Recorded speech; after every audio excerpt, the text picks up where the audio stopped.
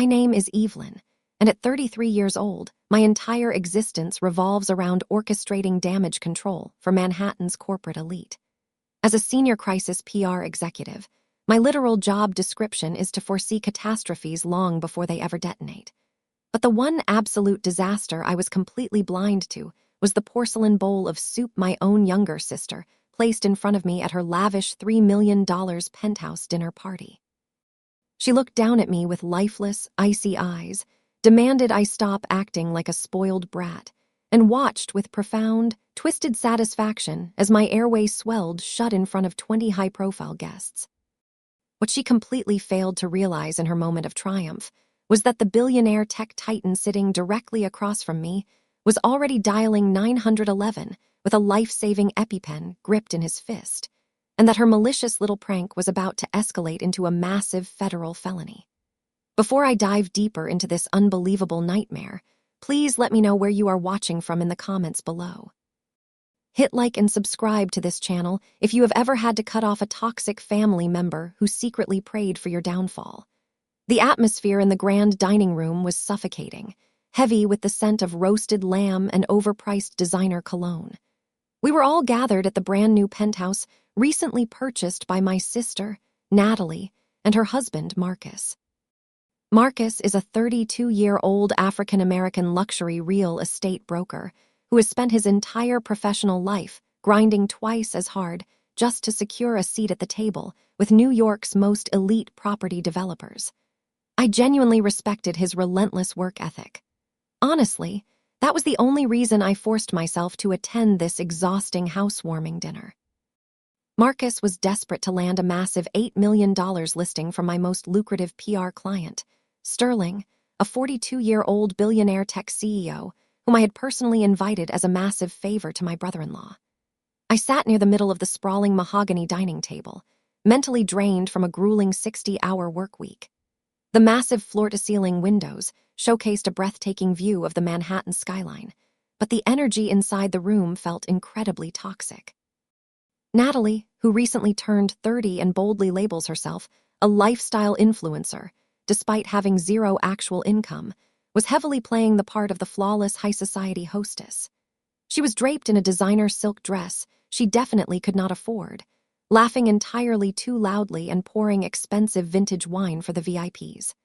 My parents, Robert and Alina, sat near the head of the long table, gazing at Natalie with sickening, blind adoration. They had always put her on a pedestal, treating her as the absolute golden child, while constantly making pathetic excuses for her intense vanity and her deep-seated resentment of my self-made wealth. The catering staff began distributing the first course. It was a rich, creamy pale orange bisque served in wide, elegant porcelain bowls. The exact second the waiter lowered the dish in front of me, my stomach twisted into a knot of anxiety. I immediately placed my hand over the rim of the bowl, looking up at the server to politely decline the food. I have suffered from a severe, highly lethal shellfish allergy since I was just 7 years old. Every single person in my family is well aware of this fact. A microscopic drop of crab or lobster extract is more than enough to trigger a level 4 anaphylactic shock. Natalie caught my polite refusal from the opposite side of the dining room. Her fake, charming hostess smile instantly evaporated, replaced by a dark, incredibly calculating glare. She abruptly stood up, grabbed a fresh bowl of the bisque from the serving cart, and marched purposefully over to my chair. The lively chatter around the table rapidly died down as the wealthy guests sensed the sudden, uncomfortable shift in the room's energy. Sterling looked up from his deep conversation with Marcus, his dark, perceptive eyes narrowing as he closely monitored my sister's aggressive approach. Natalie slammed the bowl down directly in front of me. A bit of the warm liquid violently splashed over the porcelain rim. "Oh, grow up, Evelyn," she snapped, her voice intentionally amplified so all 20 guests would hear her clearly. "You are 33 years old. It is time to drop the pathetic, childhood attention-seeking routine." There is absolutely no crab in this. It is strictly a vegan tomato base infused with truffle. Do not insult my expensive caterers just because you are desperate to be the center of attention tonight. My mother, Alina, immediately chimed in from her seat at the head of the table. "Evelyn, please do not ruin your sister's massive night with your typical theatrics. Marcus has vital clients sitting right here. Just be an adult, eat the soup, and stop being so incredibly difficult. I scanned the room, 20 pairs of judge. Mental eyes were heavily fixed on me. Marcus looked absolutely horrified, beads of sweat forming on his brow as his gaze darted frantically between me and Sterling. He was begging silently for the dinner to proceed smoothly so he could lock in his life-changing real estate commission. I was fully aware that Natalie was a petty, jealous woman, but I genuinely did not think she would jeopardize her own husband's career just to publicly humiliate me. Taking a slow, deep breath to steady my nerves, I picked up my heavy silver spoon and dipped it into the thick, aromatic broth. I maintained direct, unbroken eye contact with Natalie as I took a tiny sip, swallowing the warm liquid. Natalie smiled back at me. It was not a smile of relief that I had complied. It was a chilling, victorious, predatory smirk. Fewer than 10 seconds later, the interior of my mouth ignited as if I had just swallowed jagged shards of broken glass. A deafening, high-pitched ringing erupted inside my head. My fingers went numb, and I dropped the silver spoon, sending it clattering noisily against the porcelain dish. I desperately attempted to inhale, but my airway was aggressively swelling shut at a terrifying, unnatural speed. I grabbed the polished edge of the mahogany table, my knuckles turning bone-white as I gasped for oxygen that refused to enter my lungs. The entire dining room began to spin violently. The very last image that registered in my blurring vision was Natalie casually leaning back in her seat, taking a relaxed sip of her white wine, while I actively began to suffocate to death. I hit the solid hardwood floor with brutal force, my left shoulder absorbing the massive impact. My heavy dining chair tipped over backward with a deafening crash, scattering silverware all over the room. I clawed frantically at my own neck. My windpipe felt as though it had been crushed in an iron vise. The agonizing burning sensation rapidly radiated down into my chest, and my skin exploded into furious, inflamed red hives that felt like they were literally burning. I desperately tried to scream for medical help, but the only noise that managed to escape my swollen throat was a horrific, high-pitched wheeze. Absolute panic violently rippled through the dining space. Several of the wealthy VIPs leaped up from their chairs, their faces drained of all color in pure shock. Astonishingly, my own blood relatives did not move a single muscle to aid me. My mother, Elinor, let out a dramatic, exasperated sigh and rolled her eyes toward the ceiling. "Evelyn, get up off the floor this very second," she barked, her tone dripping with intense annoyance. "You are making an absolute spectacle of yourself over a single spoonful of soup. Stop being so incredibly dramatic." My father, Robert, crossed his arms tightly over his chest, glaring down at my writhing body with pure, unadulterated disappointment. "This exact behavior is why we always hesitate to invite you to important family gatherings, Evelyn. You are always so desperate to steal the spotlight from your sister. Get up right now before you completely destroy Marcus's evening." I lay there violently convulsing, the edges of my vision bleeding into absolute blackness. I could not pull in a single breath. My oxygen-starved brain was screaming in agony. Through the chaotic, hazy noise of the panicked guests, I heard Marcus's voice cut through the room. He wasn't screaming for a doctor. He was panicking about his expensive interior decor. "Hey, watch the rug," Marcus bellowed, waving his arms frantically as my flailing boots kicked against the floorboards. "That is an imported, custom Persian silk rug. If she vomits on that, it is permanently ruined. Natalie, drag her into the hallway." "The hardwood is much easier to mop up." Natalie remained perfectly still.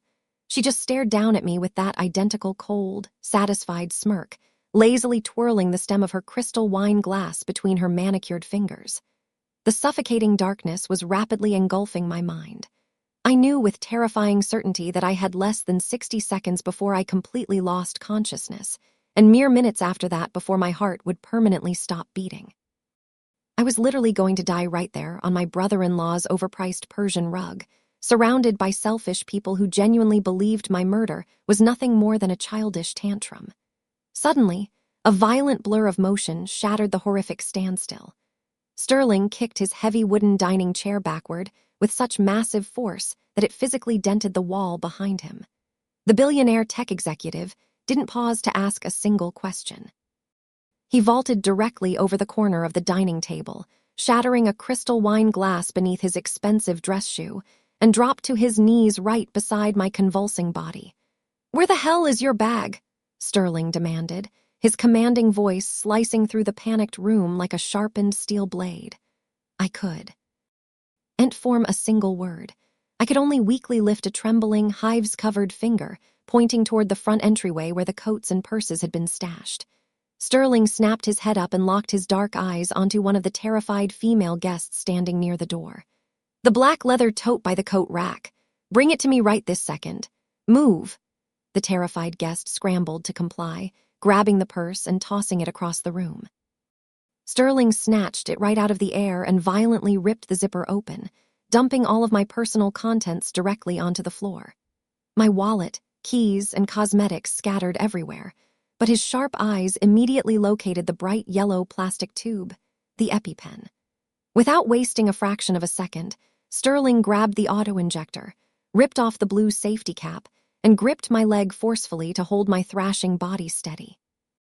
"This is going to sting," he muttered through gritted teeth, right before he brutally jammed the orange tip straight into my outer thigh, driving the needle right through the thick fabric of my expensive dress.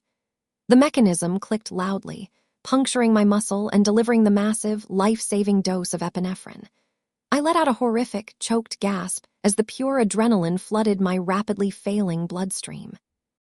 My heart began to hammer wildly against my ribs, but within mere seconds, the fatal swelling in my airway began to marginally recede.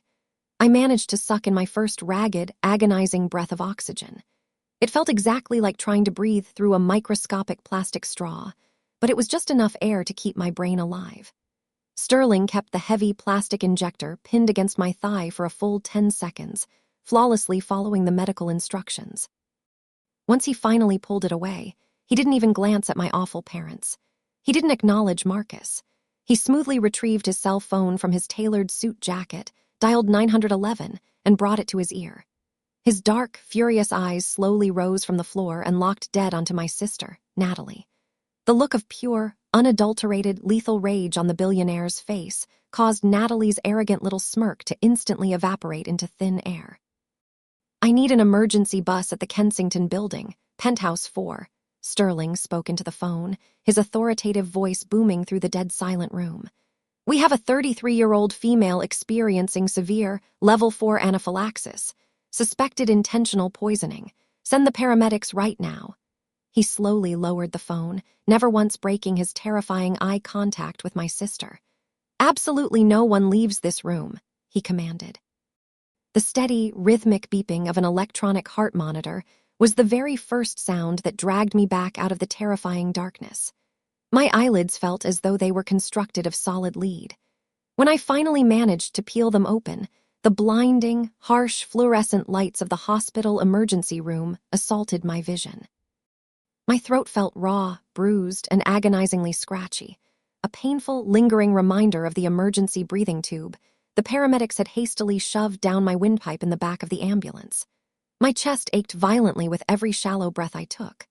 I turned my heavy head slowly, taking in the sterile white walls, the chaotic tangle of IV tubes aggressively pumping fluids into my veins, and the thin, cheap hospital blanket draped over my shivering legs. I was alive. I had survived my sister's trap by a matter of mere seconds. I fully expected to see a concerned doctor, a nurse, or even Sterling, whose brilliant, quick thinking had preserved my life. Instead, the heavy wooden door to my private recovery room violently swung open, and my parents marched right in. There were absolutely no tears of relief brimming in my mother's eyes. There was no desperate, loving rush to my bedside to embrace me. Eleanor was still wearing her wrinkled designer cocktail dress, and her face was contorted into a tight, furious, unforgiving scowl. Robert followed closely behind her, aggressively tapping his expensive wristwatch, acting as though my terrifying near-death experience was severely interrupting his busy social schedule. "Do you have any earthly idea what you just did?" Eleanor snapped viciously before the heavy door even clicked shut. She didn't ask if I was in pain. She didn't ask what the medical staff had diagnosed.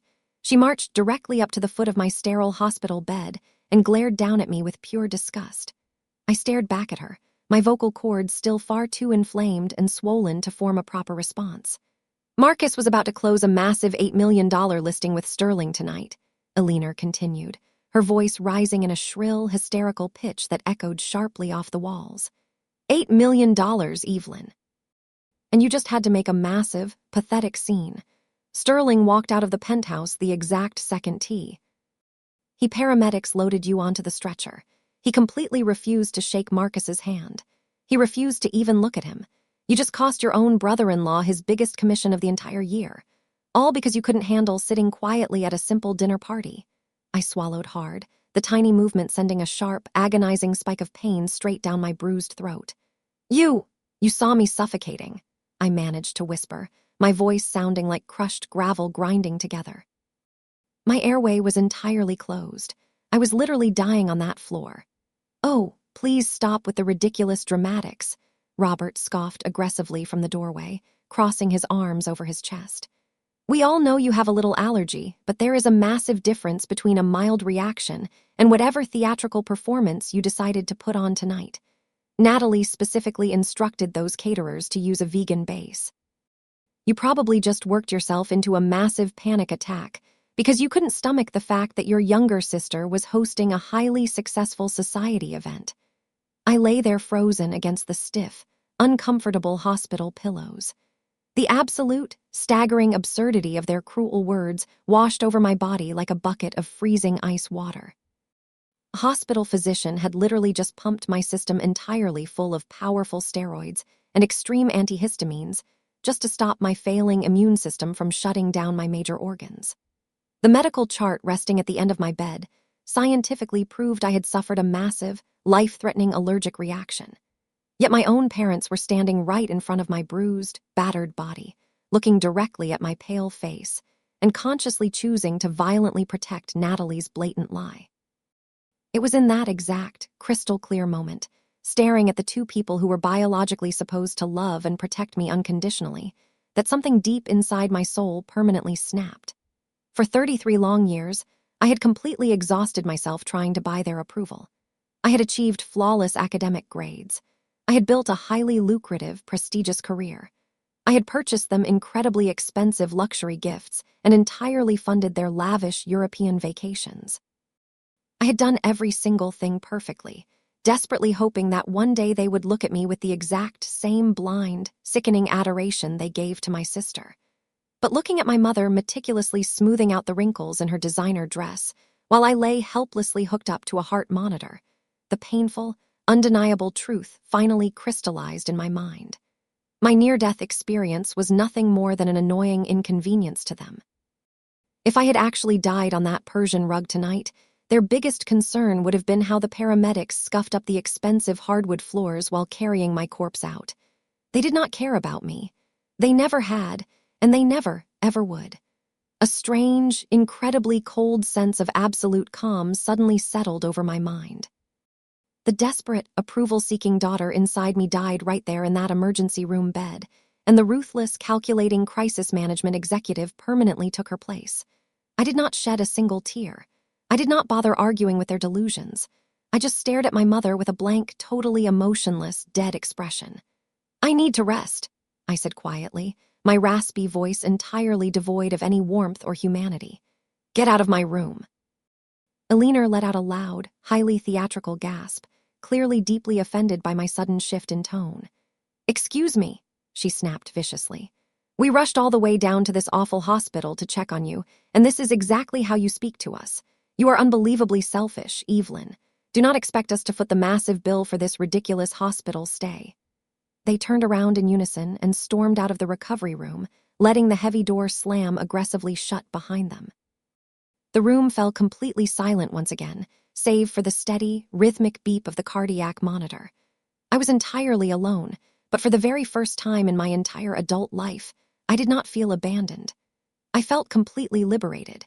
They had drawn the battle lines clearly in the sand, and I was no longer going to play the pathetic role of the victim. The profound silence in my hospital room lasted for exactly 10 minutes. I was just beginning to logically process the reality of my parents' absolute betrayal when the heavy wooden door was pushed open once again. I expected a nurse coming to check my failing vitals or adjust my intravenous fluids. Instead, Marcus walked in. He looked completely disheveled. His custom-tailored Italian suit jacket was draped carelessly over one arm, and his expensive silk tie was loosened around his neck. But the look on his face was absolutely not one of concern, regret, or relief that I had survived. It was pure, calculating, ruthless business. He marched over to the side of my hospital bed, reached directly into his jacket pocket, and tossed a thick, stapled stack of legal papers directly onto my lap. I looked down at the bold, black letters printed across the top page, an disclosure agreement and waiver of liability. "Sign it, Evelyn," Marcus demanded, his voice low, tight, and commanding. He leaned aggressively against the metal railing of my bed, crossing his arms over his chest. "I already had my corporate legal team draft this up on the car ride over here." I stared at the legal document, genuinely stunned by the absolute, staggering audacity of the man standing in front of me. I was still physically hooked up to a life support monitor. My throat was heavily bruised internally from a breathing tube, and he was aggressively asking me to sign away my legal rights to hold his family accountable. "You cannot be serious," I whispered, my voice still incredibly raspy and weak.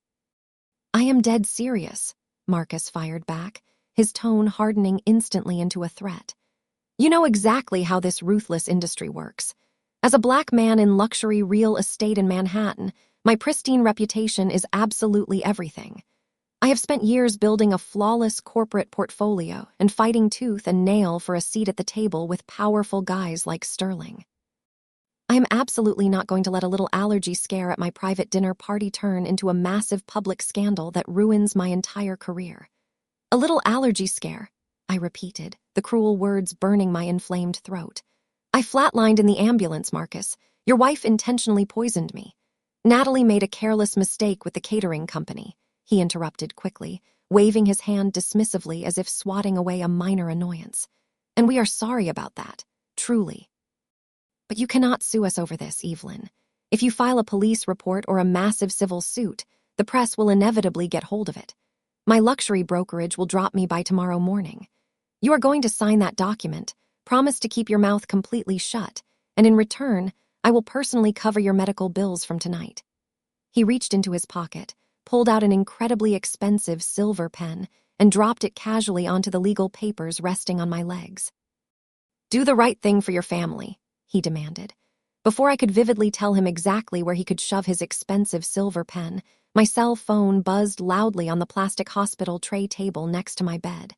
I completely ignored Marcus, reaching over slowly with my bruised, IV-covered arm to pick it up. The screen lit up with a secure message notification from an unknown private number. I swiped the screen to open the text. It was from Sterling. The message read simply, "I thought you should see this before you speak to the police. I pulled it directly from your brother-in-law's smart home network while we were waiting for the paramedics to arrive." Attached directly below the text was a high-definition video file. I tapped the cracked screen to play it. The hidden footage was crystal clear, captured flawlessly by the high-end security camera installed in Marcus's own designer kitchen. The digital timestamp showed it was recorded exactly 20 minutes before I collapsed violently at the dinner table. The camera angle looked directly down at the massive marble kitchen island. There was Natalie. She was standing completely alone by the catering prep station, holding my specific, individual bowl of vegan tomato bisque. But she wasn't just serving it. My sister reached deep into the pocket of her expensive silk dress and pulled out a small, unlabeled glass vial filled with a dark, thick amber liquid. Pure, highly concentrated crab extract. I watched in absolute, stomach-churning horror as Natalie uncapped the small vial and poured the entire lethal contents directly into my soup. She calmly picked up a silver spoon, stirred it carefully to perfectly hide the deadly evidence within the thick broth, and then looked right up into the kitchen's security camera. "Let's see exactly how long this arrogant witch can keep up her little perfect performance," Natalie whispered to herself on the recording.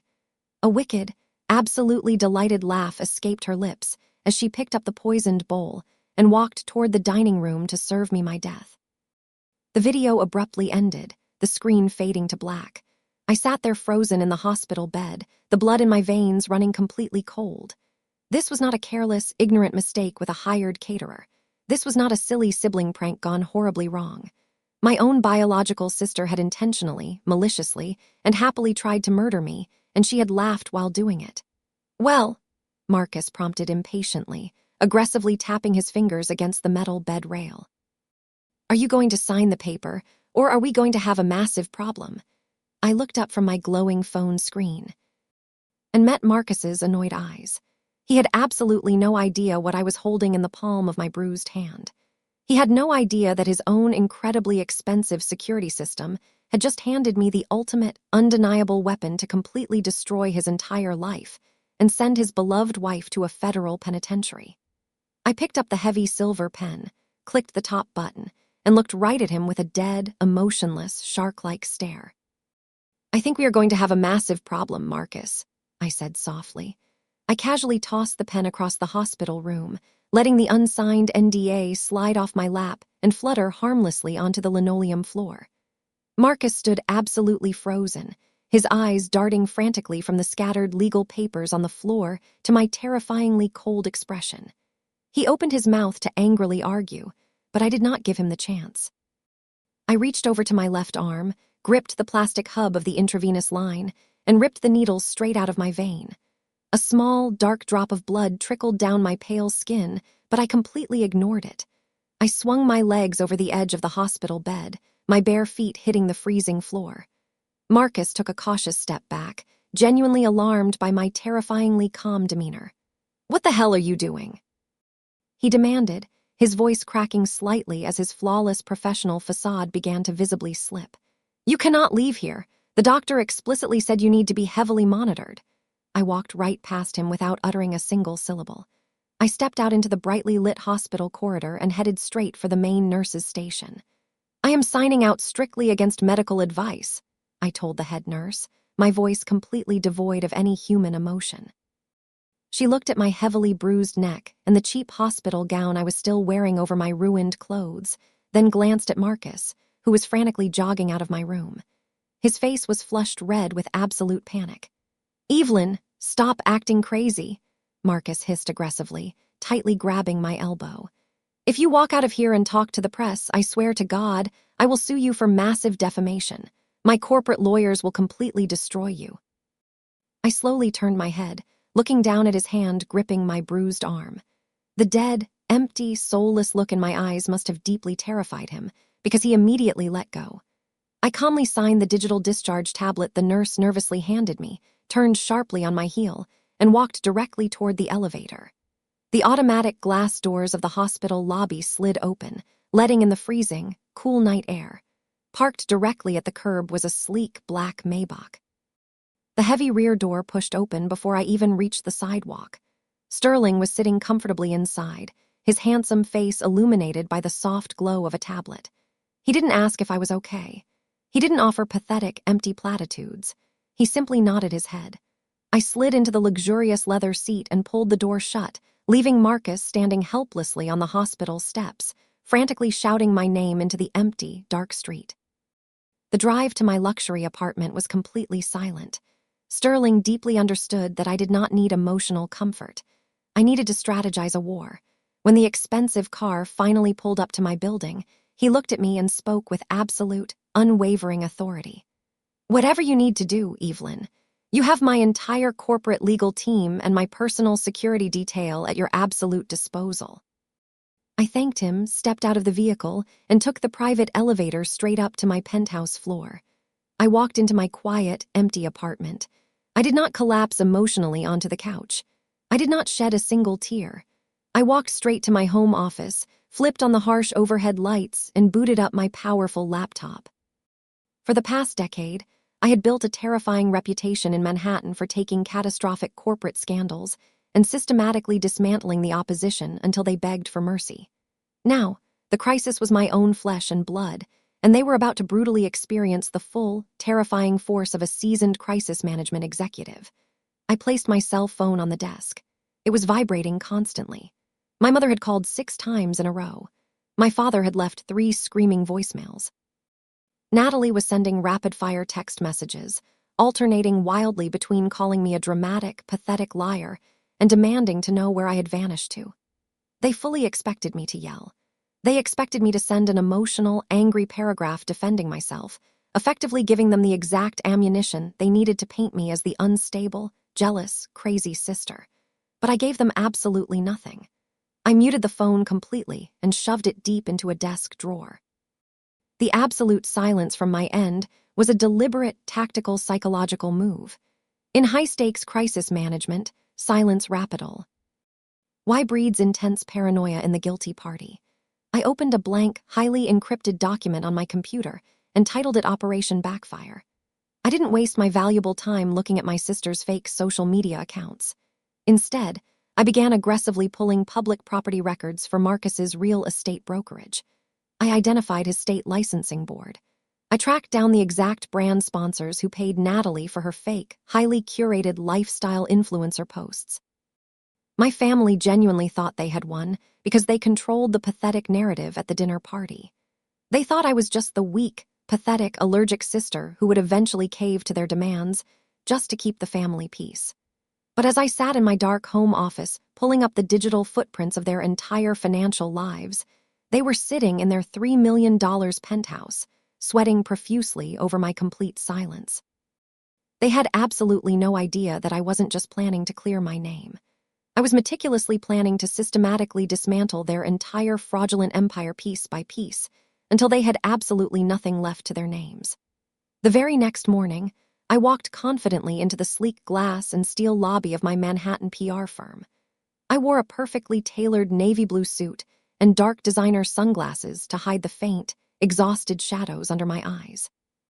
My throat still ached violently with every single swallow, and a high-collared silk blouse completely concealed the dark, ugly bruising on my neck from the emergency breathing tube. But other than those minor physical reminders, I was completely back in my dominant element. I was no longer the helpless, dying victim gasping for air on a Persian rug. I was a senior executive walking straight into a war room. I nodded briefly to my assistant as I approached my massive corner office.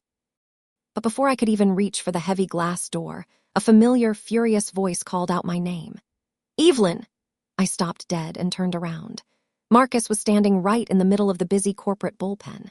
He must have somehow slipped past the downstairs security desk by tailgating one of the delivery couriers. He wasn't wearing his usual perfectly tailored Italian suit today. He looked completely frantic, his tie entirely missing and his collar unbuttoned. Several of my junior analysts stopped typing immediately and stared at him in shock. "What exactly are you doing here?" I asked, keeping my voice entirely neutral and deeply professional. "We absolutely need to talk," Marcus said, marching aggressively toward me with a sense of completely unearned authority. "You are not answering a single one of our calls. Your parents are worried sick. Natalie was crying hysterically all night. You cannot just vanish after a minor misunderstanding and leave your family completely in the dark."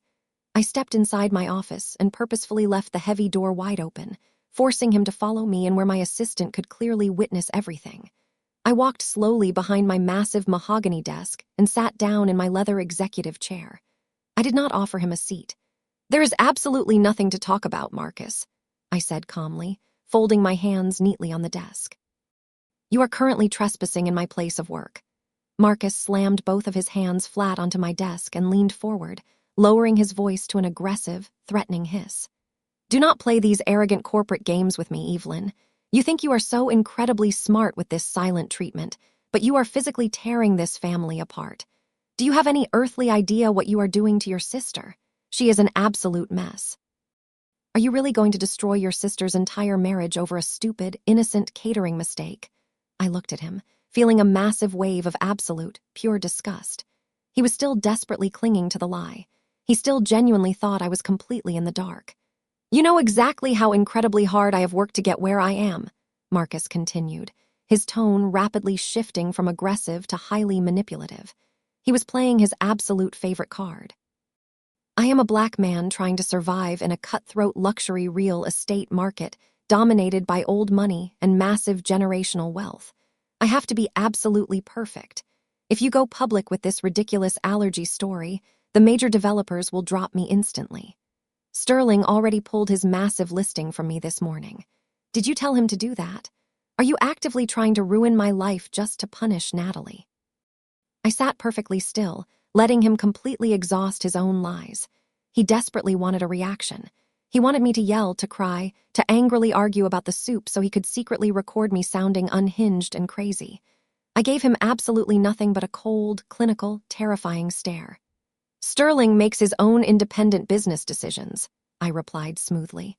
"If he decided you are a massive liability to his brand, that is strictly between you and him. It has absolutely nothing to do with me." Marcus slammed his fist violently on my desk. "Stop lying to my face. You are intentionally trying to sabotage us because you are deeply jealous. You have always been jealous that Natalie found a successful husband, and you are still sitting completely alone in this sterile, pathetic office." I slowly reached over to the sleek black telephone resting on my desk. I pressed the red intercom button connected directly to the front desk security team. "Yes, Miss Evelyn." The head of security answered immediately through the crisp speaker. "Frank, I currently have an aggressive trespasser in my office," I said clearly, not breaking my dead eye contact with Marcus for a single second. "Please send 2 armed guards to physically escort him out of the building immediately. If he resists in any way whatsoever, call the police." Marcus stood up straight, his face instantly twisting into a mixture of pure shock and unadulterated fury. "You are calling building security on your own brother-in-law. Have you completely lost your mind? We are family." I stood up from my leather chair, leaning forward slightly so he could hear every single devastating word I said next. "You sell houses, Marcus, not ethics," I said, my voice dropping to a freezing, terrifying whisper. "And as of last night, we are no longer family. Have your corporate lawyer contact mine." 2 massive security guards in dark suits immediately appeared at the doorway of my office. Marcus looked at them, then looked back at me, his chest heaving heavily with anger. He pointed a violently shaking finger directly at my face. "You are going to deeply regret this, Evelyn," he threatened, stepping backward toward the door. "You are making a massive, irreversible mistake."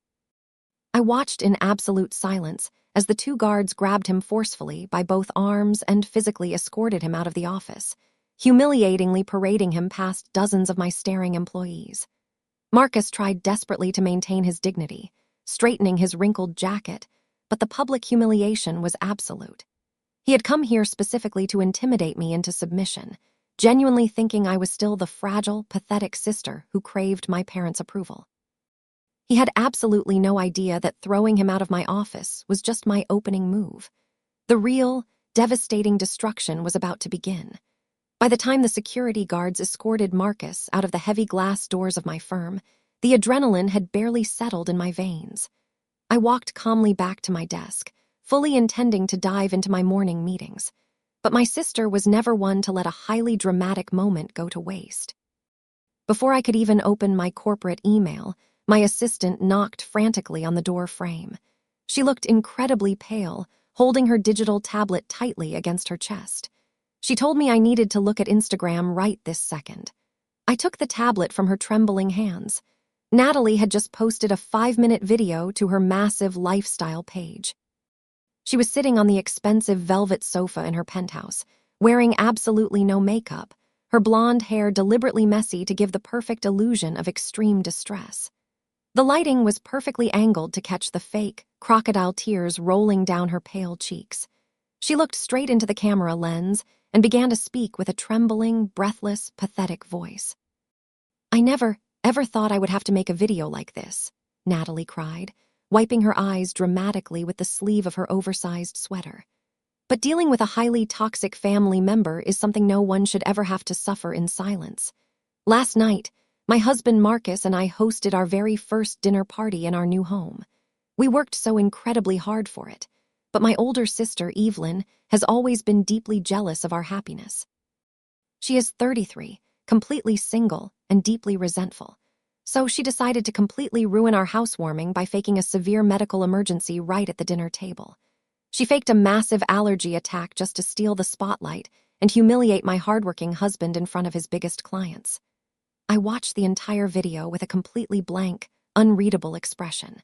Natalie was brilliantly using all the right modern buzzwords to completely weaponize her audience. She called me a raging narcissist. She claimed I had a long history of emotional abuse. She beautifully painted herself as the innocent, hard-working, devoted wife, just trying to protect her successful black husband from his cruel, highly privileged sister-in-law. But the part that truly turned my stomach was the comment section. The video was rapidly going viral, racking up thousands of views by the minute. Pinned right at the absolute top of the comments were messages from my own biological parents. My mother, Eleanor, wrote, "We are so incredible. Why sorry you have to deal with her toxic behavior, sweetie. Your father and I stand completely with you and Marcus. We love you both so much." My father, Robert, replied right beneath it, sending multiple praying hands emojis and adding, "Family should build you up, not actively tear you down. Stay strong, Natalie." The public narrative was firmly set. To the outside world, I was an absolute monster.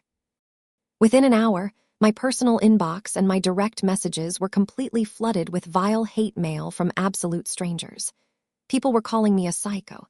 They were telling me I deserved to be completely cut off. Some even told me I should be fired from my job for trying to ruin a black man's real estate career out of pure spite. My assistant stood nervously in front of my desk, wringing her hands in pure panic. She frantically asked if we should issue an emergency press release or have our legal department immediately send a cease and desist letter to get the video taken down. I handed the tablet calmly back to her and shook my head. "No," I said smoothly. "We do absolutely nothing. Do not engage. Do not reply to a single comment." My assistant looked at me like I was clinically insane. She nervously reminded me that this could severely damage my pristine professional reputation, but I knew exactly what I was doing. As a crisis management expert, I recognize a blatant distraction tactic the exact second I see one. Natalie was massively overcompensating. Truly innocent people do not rush to social media to cry on camera the very morning after a disaster. They do that when they are desperately trying to control the narrative because they are absolutely terrified of what is actually hiding in the dark shadows. Natalie poured pure crab extract into my soup. She wanted me completely dead. And you do not try to murder your own flesh and blood just because you are feeling petty. You do it because you desperately need something from her. I waited for my assistant to leave the room and close the door. Then I picked up my phone and dialed a private, highly secure number I kept reserved exclusively for the most sensitive corporate espionage cases. It was a high-end forensic accountant named Victor who deeply specialized in tracking hidden assets and illegal offshore debt. Victor answered on the second ring. I told him I needed a complete, entirely unredacted financial deep dive into Marcus and Natalie. I wanted to see every single bank account, every credit card statement, every investment portfolio, and every hidden, shady loan under their names. I told him I needed it by midnight tonight, and I did not care how much money it cost. Let the internet hate me for a few more hours. Let my pathetic parents comfort their perfect golden child. While Natalie was busy fighting a public relations war with fake tears on Instagram, I was going to follow the money, because money absolutely never lies, and I was entirely certain it was going to lead me straight to their total destruction. It was nearly midnight by the time I finally left my office and returned to my quiet apartment. The city outside my window was still, but my mind was racing with absolute, terrifying clarity. I didn't turn on the main overhead lights. I simply walked into my dark kitchen, poured myself a glass of cold water, and sat at the marble island with my laptop glowing. I was waiting for the one massive thing that would give me the exact leverage I needed. At exactly 11:59, my secure email client chimed loudly in the silent room. It was a message from Victor, the forensic accountant I had hired just hours earlier. The subject line was completely blank. Attached to the email was a highly encrypted document containing over 200 pages of raw, terrifying financial data. I typed in the complex decryption password and began to read. I have spent my entire career aggressively analyzing corporate bankruptcies and massive financial scandals, so reading a complicated balance sheet is practically second nature to me. But what I saw in Marcus's and Natalie's financial records was not just poor, silly money management. It was a complete and utter catastrophe carefully hidden behind a beautifully curated social media facade. The $3 million penthouse, where I had nearly died the night before, was nothing but a fragile, crumbling house of cards. Marcus had taken out a massive, extremely high-interest mortgage that he could barely afford. using heavily doctored, completely fraudulent income statements to secure the massive loan from the bank. Natalie's lavish, perfect lifestyle aesthetic was entirely funded by 12 different credit cards, all of which were completely maxed out and severely past due. But the massive credit card debt was just a tiny drop in the ocean. I scrolled rapidly down to page 40, where Victor had brightly highlighted a series of offshore wire transfers marked in red ink.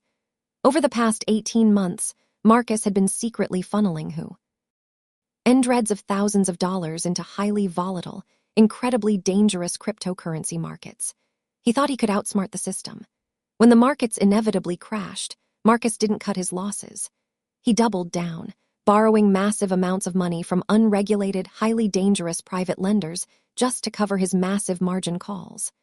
By the time they hosted their extravagant, catered housewarming dinner, Marcus and Natalie were exactly $2 million in the hole.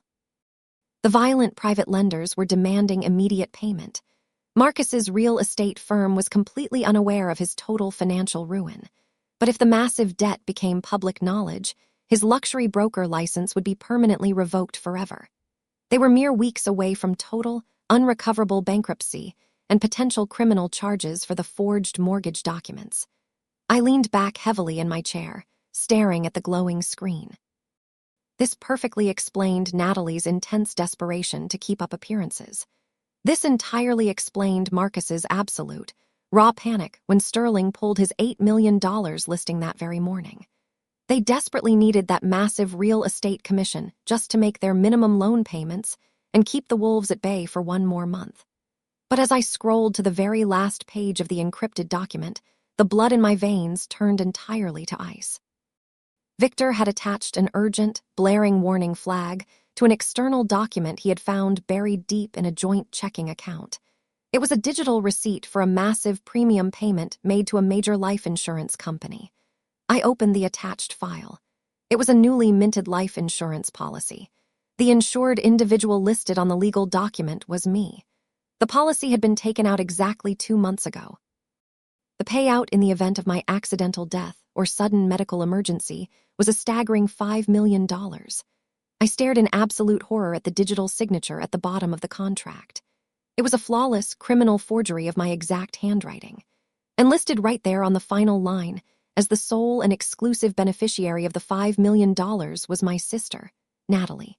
My breath completely caught in my throat as the dark pieces of the puzzle violently snapped together. Natalie didn't pour the pure crab extract into my soup just to humiliate me in front of wealthy guests. She didn't do it because she was a petty, jealous younger sister trying to ruin my evening. The fake tears on Instagram, the claims of an innocent catering mistake, my parents blindly defending her toxic behavior, it was all a pathetic, calculated smokescreen. This was never a careless prank. It was a carefully calculated, highly financially motivated hit. They desperately needed $2 million to save their fraudulent lifestyle and keep Marcus out of federal prison. I was literally worth $5 million to them dead. If I had suffocated on that Persian rug, Natalie would have brilliantly played the grieving, heartbroken sister. She would have cashed the massive insurance check, paid off the dangerous crypto lenders, and lived happily ever after in her luxury penthouse with my parents' total blessing. I closed the laptop slowly. The silence of my apartment felt completely different now. It was no longer the silence of a woman planning to teach her arrogant family a lesson. It was the absolute, terrifying silence of a woman who had just stared directly into the face of her own murder. My sister had put a specific price tag on my life, and she had smiled warmly at me while I choked. I picked up my phone and opened my contacts. I didn't need to wait for the morning light. I was going to burn their entire world to the absolute ground, and I was going to make perfectly sure they watched it turn to ash. I dialed Sterling's private number. It was past midnight, but the billionaire tech executive answered on the very first ring. I didn't waste time with pleasantries. I told him I had the forensic accounting report. I explained the $2 million in hidden cryptocurrency debt. I told him about the criminally forged life insurance policy and the $5 million payout my sister had violently tried to secure by serving me that bowl of soup. Sterling listened in absolute, terrifying silence. When I finished speaking, he didn't express shock or offer empty pity. He is a man who builds massive empires, and he deeply understands the brutal mechanics of war. He simply asked me where I wanted to strike first. I told him I wanted to start with Marcus's immense pride. I wanted to dismantle his entire professional identity before I brought down the legal hammer. Sterling told me to leave it entirely to him and get some sleep. The very next morning, the bright sun rose over the manicured green lawns of the elite Westchester Country Club. Sterling had a standing tea time with the senior managing partners of Marcus's real estate brokerage. These were the highly powerful men who controlled the luxury property market in Manhattan. And they were the men Marcus had spent his entire adult life desperately trying to impress.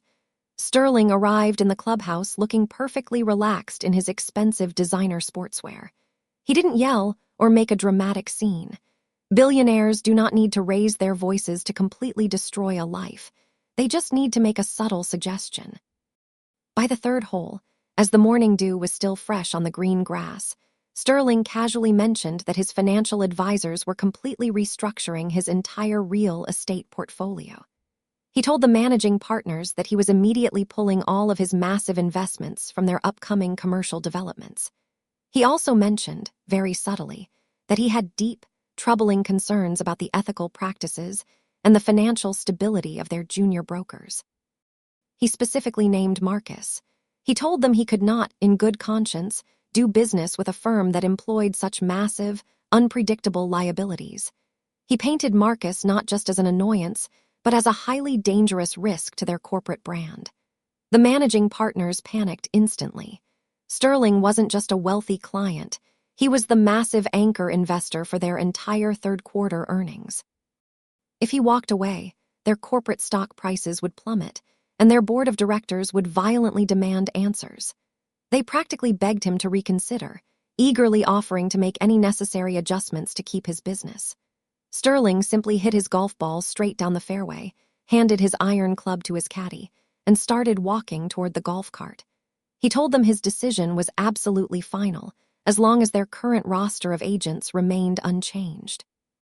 The terrifying message was loud and clear. Marcus was a fatal poison pill, and they needed to spit him out before lunch. Less than 24 hours after Natalie posted her fake crying video on social media, Marcus was called into the corner office of his massive brokerage firm. He walked in wearing his expensive custom suit, likely expecting to receive a new luxury listing or a pep talk about market conditions. Instead, the head of the firm handed him a cheap cardboard box and a strict, non-negotiable severance agreement. They didn't even let him return to his desk to collect his personal files. They told him his services were no longer required, and that his continued presence was a direct conflict of interest for their top-tier investors. Marcus desperately tried to argue. He tried to leverage his status as a prominent luxury broker, claiming they were making a terrible, massive mistake. But the partners were completely unfazed. 2 large security guards escorted him out through the back service elevator, treating him exactly like a common criminal rather than a top-producing agent. He was physically forced to walk out onto the busy Manhattan street, holding a small box of desk ornaments, completely stripped of the prestige he had sacrificed his own morals to protect. Marcus was entirely blindsided by the sudden, brutal termination. He had spent years building a carefully crafted image of massive success, and it was ripped away from him in a matter of minutes. But the truly pathetic part was that he had absolutely no idea I was the one pulling the invisible strings from the shadows. He thought this was just a consequence of sudden market shifts and bad luck in the industry. He assumed Sterling pulling out of the housewarming party was just a temporary setback, completely oblivious to the fact that it was a targeted assassination of his entire career. Later that afternoon, my mother sent a frantic text message to our family group chat. She said Marcus had just been laid off due to sudden corporate downsizing. She told everyone to be extra supportive and to keep Natalie in our thoughts because the massive financial stress was simply too much for her to bear. I read the message while sitting comfortably at my desk in my corner office, sipping a hot cup of black coffee. I did not type a single word in reply. I just smiled deeply to myself. They genuinely thought the absolute worst thing that could possibly happen to them was a sudden job loss. They had no earthly idea the financial slaughter had only just begun. The very first domino had fallen perfectly, and it was about to crush their entire fake empire. At 9 o'clock the following morning, my legal team officially served Natalie and Marcus with a massive civil lawsuit for severe personal injury and intentional infliction of emotional distress. I made sure the process server delivered the thick stack of legal documents right to the lobby of their luxury apartment building, ensuring the concierge and the doorman both witnessed the total humiliation. Less than 2 hours later, my office phone rang. It was my father. He didn't yell. His voice was tight, strained with a desperate kind of forced, sickly politeness. He asked me to meet him and my mother for lunch at an upscale French bistro in Midtown. He said it was time to finally put an end to this family feud before it went too far. I knew exactly what this was. It wasn't a peace offering. It was a pathetic trap. But it was a trap I desperately needed them to set. I arrived at the crowded bistro right at noon. The restaurant was absolutely packed with corporate executives and wealthy socialites. The loud clinking of silverware and the steady hum of conversations provided the perfect auditory cover for exactly what I was about to do. Before I stepped through the glass doors, I unlocked my cell phone, opened the voice memo application, and hit record. I slipped the phone discreetly into the breast pocket of my tailored blazer, ensuring the microphone was perfectly positioned. Robert and Alina were already seated at a corner booth. They looked as though they had visibly aged 10 years overnight. The smug, dismissive arrogance they had displayed in my hospital room was entirely gone, replaced by a frantic, nervous, terrified energy. I slid into the leather booth directly across from them and folded my hands neatly on the table. I didn't bother looking at the menu. "Evelyn, thank you so much for coming," my father began, his eyes darting nervously around the busy restaurant. "We received the massive notice from your lawyers this morning. This civil suit you filed against your sister is completely out of control. Marcus just lost his job yesterday. They are under an immense amount of severe financial pressure. You cannot do this to them." I stared at him blankly. "I am simply seeking legal damages for a severe medical event that occurred on their property," I replied smoothly, keeping my voice calm and perfectly measured for the recording device. "If they have absolutely nothing to hide, they have nothing to worry about." My mother, Alina, leaned forward, her face flushed with an anger she was barely trying to suppress. "Stop playing these corporate games with us, Evelyn. You know exactly what you're doing. You are actively trying to bankrupt your own sister over a stupid catering mistake." Robert quickly held up a hand to silence her. He reached deep into the inner pocket of his suit jacket, pulled out a folded slip of paper, and slid it across the white tablecloth directly toward me. I looked down. It was a cashier's check made out exclusively to me. The amount was exactly $50,000. "Take it," my father said, his voice dropping to an urgent, pleading whisper. "It is entirely from our retirement savings. It will more than cover your hospital bills and whatever time you took off work. Take the money, call your lawyers right now, and drop the massive lawsuit." I looked at the pathetic check, genuinely amazed by the absolute depths of their total delusion.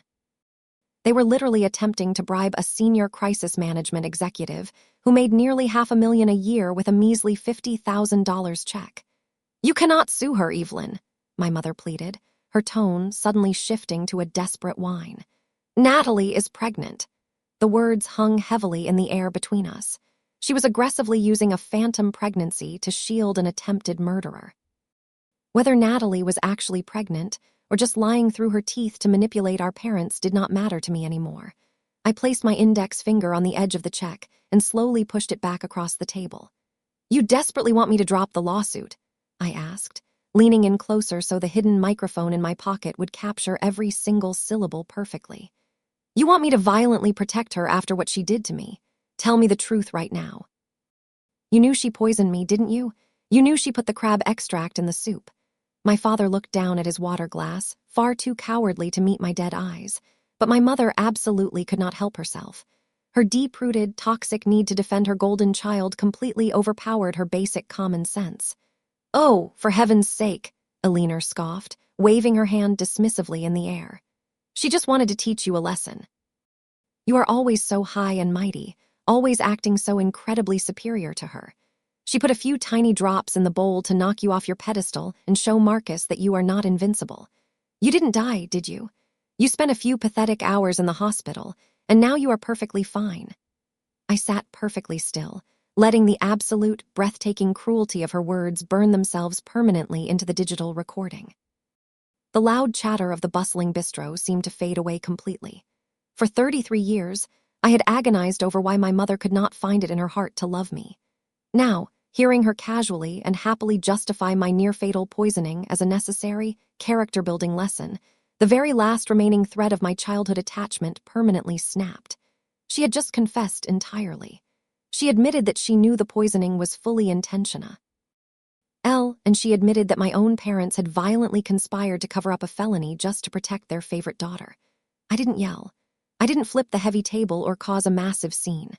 I simply reached into my pocket, pulled out my phone, and tapped the red button to stop the recording. I placed the phone face up on the table. Robert and Alina stared at the glowing screen, recognizing the audio wave lines. The color instantly and violently drained from my father's face. "Thank you for lunch," I said, my voice as cold as glacial ice. "But I will not be dropping the civil suit. In fact, I think I will be taking this audio file directly to my legal team. Have a wonderful afternoon." I stood up, smoothed out my blazer, and walked out of the crowded bistro, leaving the pathetic $50,000 check sitting entirely abandoned on the table. It was late afternoon when the heavy brass knocker on the massive door of the penthouse finally sounded. Inside, the atmosphere was already incredibly tense. Marcus had spent the entire morning frantically pacing the hardwood floors, desperately calling his former contacts and leaving increasingly panicked voicemails, trying to figure out exactly why his prestigious real estate firm had so abruptly fired him. Natalie was sitting on her expensive velvet sofa, completely ignoring her husband's absolute panic. Instead, she was endlessly scrolling through her social media feed on her phone, basking in the endless validation of the thousands of strangers who had fully believed her fake crying video from the day before. A second, sharper knock interrupted the quiet hum of the air conditioning. Marcus rubbed his exhausted face and walked over to aggressively pull the heavy wooden door open. Standing in the hallway was a man wearing a plain gray suit and holding a thick, securely sealed manila envelope. "Are you Natalie?"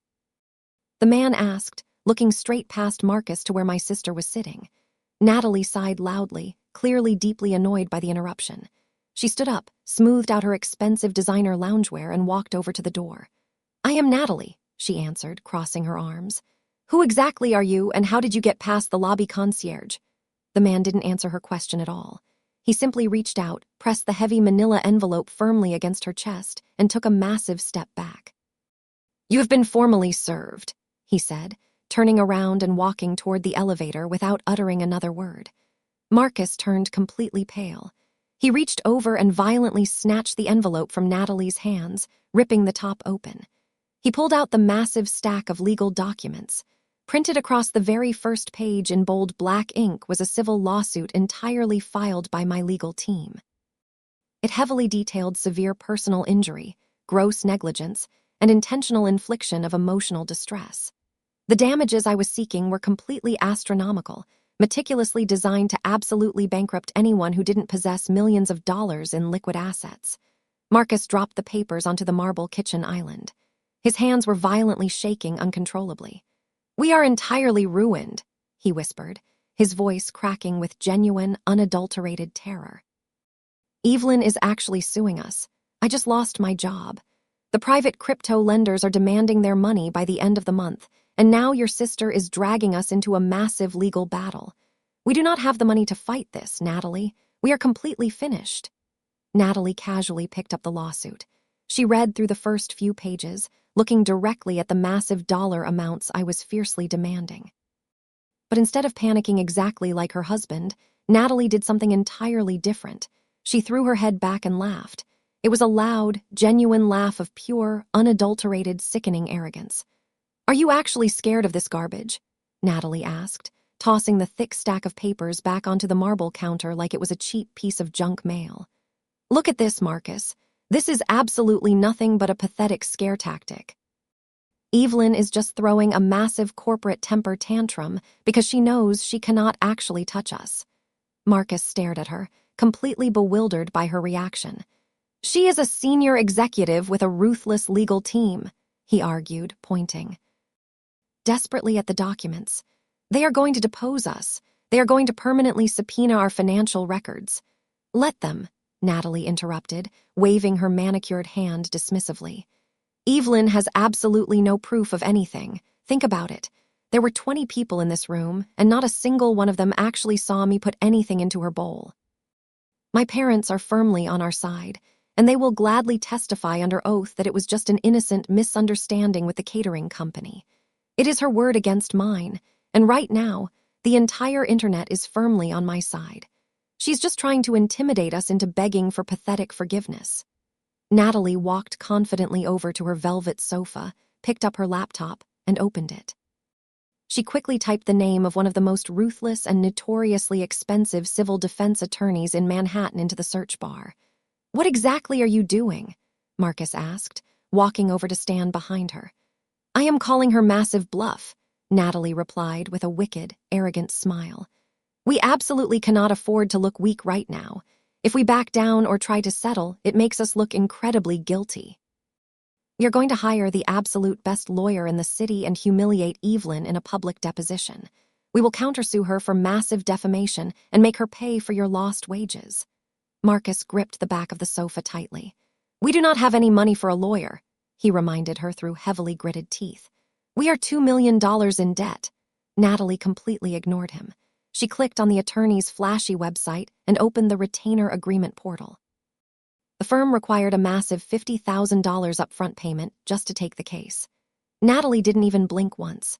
She reached deep into her designer purse, pulled out a brand new, high-interest credit card she had secretly opened under Marcus's name just a week prior, and began typing the numbers directly into the payment screen. Marcus watched in absolute horror as the massive transaction was approved. He was far too exhausted and mentally broken to physically stop her. Natalie smiled triumphantly at the confirmation screen, genuinely believing she had just brilliantly outsmarted me. She thought she was building an absolutely impenetrable legal defense. She had absolutely no idea that she was just eagerly financing her own funeral, completely unaware of the devastating, lethal evidence I was quietly holding in the palm of my hand. 4 weeks after the process server visited the penthouse, we gathered in the freezing, highly sterile conference room of my legal firm. The room was aggressively designed to be intimidating. The massive glass table violently reflected the harsh overhead lights, and the heavy soundproof doors sealed us completely inside with the absolute quiet of an impending execution. Sitting directly to my left was my lead attorney, Arthur, a brilliant man known for tearing apart hostile witnesses with terrifying surgical precision. Across the glass table sat Natalie, Marcus, and the incredibly expensive defense attorney Natalie had foolishly hired on credit, a sharp-looking woman named Ms. Kensington. Natalie was dressed incredibly carefully for the occasion. She wore a highly modest beige blouse and minimal makeup, clearly instructed by her lawyer to look like a stressed, innocent mother-to-be. Marcus, however, looked entirely hollow. He was wearing one of his expensive custom Italian suits, but it hung loosely on his shrinking frame. The past month of total unemployment and hiding from his violent creditors had taken a severe physical toll on him. At exactly 10 in the morning, the certified court reporter sitting at the end of the table asked Natalie and Marcus to raise their right hands. They swore completely under the penalty of perjury to tell the truth, the whole truth, and nothing but the truth. I watched them both confidently say, "I do," without a single ounce of hesitation. Arthur smoothly opened his sleek leather folder and began the deposition. He started with Natalie, his voice perfectly calm and conversational. He politely asked her to walk us through the events of the housewarming party. Natalie leaned heavily into the microphone and began to spin her carefully rehearsed, pathetic fairy tale.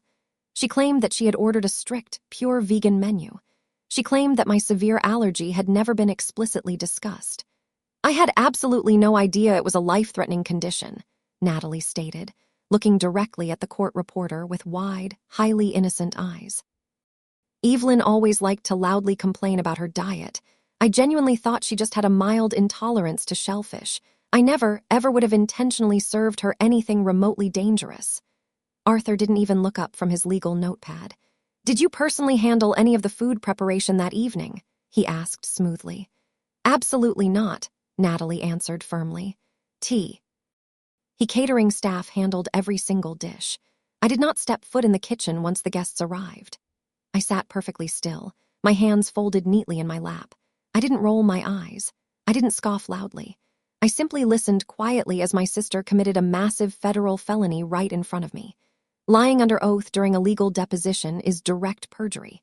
Natalie thought she was brilliantly outsmarting my legal team by heavily sticking to her Instagram narrative.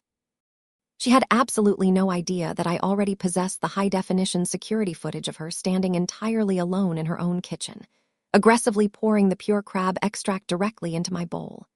Every single lying word she spoke was adding another solid year to her potential prison sentence. Arthur moved seamlessly on to Marcus. In a civil suit involving personal injury and massive damages, establishing the exact financial standing of the defendants is a standard procedure. Arthur casually asked Marcus about his current employment status. "I am currently happily transitioning between luxury brokerages," Marcus lied smoothly, adjusting his expensive silk tie. "I decided to leave my previous firm to pursue much more lucrative corporate opportunities." Arthur made a small, deliberate checkmark on his legal pad. "And would you say you and your wife are currently experiencing any financial distress?" Miss Kensington shifted slightly in her chair, but Marcus answered quickly before she could even object. "No, we are perfectly stable," he said confidently. "We live comfortably well within our means. Do you currently hold any significant debts entirely outside of your primary mortgage?" Arthur pressed further, his tone remaining deceptively light. "Specifically, any high-yield loans or massive cryptocurrency margins?" Marcus didn't even blink. "No, none at all." I felt a cold, incredibly deep satisfaction wash completely over me. Marcus had just sworn under oath that he had absolutely no hidden debts, completely unaware that my forensic accountant had already handed me the offshore wire transfers, legally proving he owed $2 million to unregulated, violent lenders. He was lying entirely through his teeth to violently protect his fragile ego, eagerly digging his own grave right next to his wife's. For 4 straight hours, Arthur let them talk. He actively let them build a towering, massive fortress of absolute lies. Miss Kensington looked incredibly smug, clearly genuinely believing her clients were performing flawlessly. She thought my legal team was completely weak because Arthur wasn't aggressively challenging their false statements. She thought we had absolutely no evidence. When the court reporter finally announced that we were officially off the record for the day, Natalie shot me a highly victorious, arrogant smirk directly across the glass table. She genuinely thought she had won. She thought she had successfully manipulated the legal system just like she constantly manipulated our parents.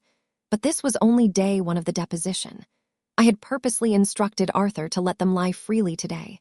I wanted them firmly, legally on the record. Tomorrow was day 2, and tomorrow I was going to drop the heavy guillotine. The second day of the deposition began at exactly 9 in the morning. The harsh fluorescent lights of the conference room felt even brighter today. Natalie walked in carrying an expensive designer coffee cup, looking completely relaxed. She took her seat directly across from me with a highly confident, almost bored expression. Marcus looked slightly better than the day before, clearly believing they had successfully navigated the absolute hardest part of the legal process.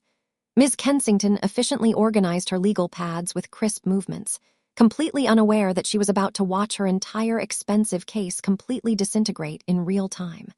Arthur cleared his throat and waited for the court reporter to fully indicate we were back on the record.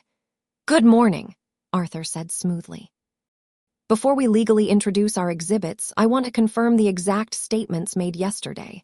Marcus, you testified under oath that you have absolutely no high-yield loans or hidden debts. Is that correct?" Marcus nodded highly confidently. "Yes, that is exactly correct."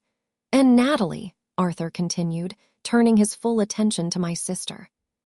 "You testified under oath that you had absolutely no knowledge of the severe severity of Evelyn's allergy, and that you never once entered the kitchen or handled the food preparation yourself. Do you firmly stand by that testimony?" "I absolutely do," Natalie replied, eagerly offering a tight, highly patronizing smile. Arthur reached casually down to his sleek leather briefcase resting on the floor. The metallic click of the heavy latches echoed sharply in the quiet room. He pulled out a single, incredibly thick manila folder and placed it gently onto the glass table. "Let the reco."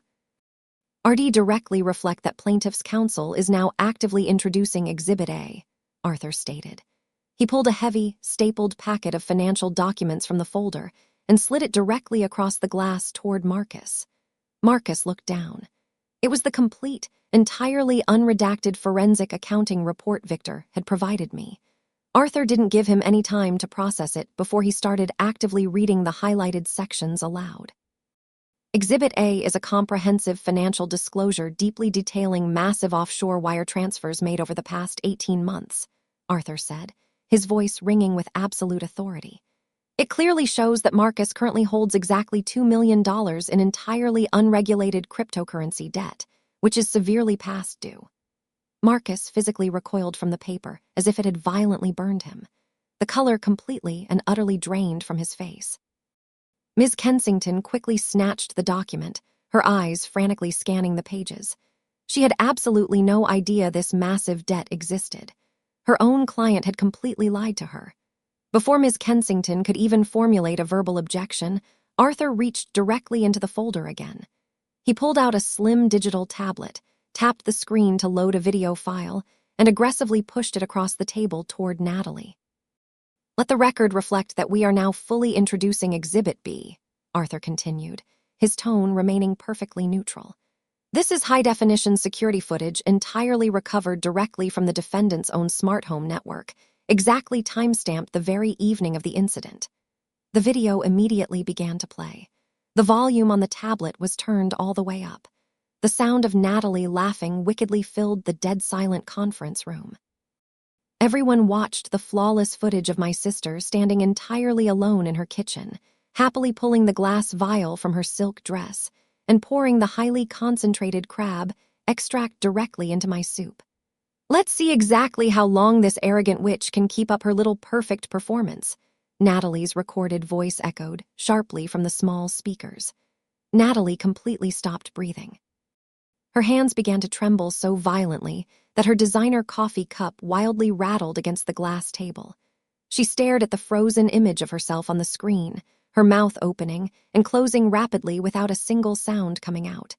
But Arthur was not finished. He reached into the folder one last time and pulled out a single, terrifying sheet of paper. He slid it directly between Natalie and Marcus. Finally, Exhibit C, Arthur announced, locking eyes entirely with the defense attorney. A $5 million life insurance policy taken out exclusively on my client's life exactly 2 months ago.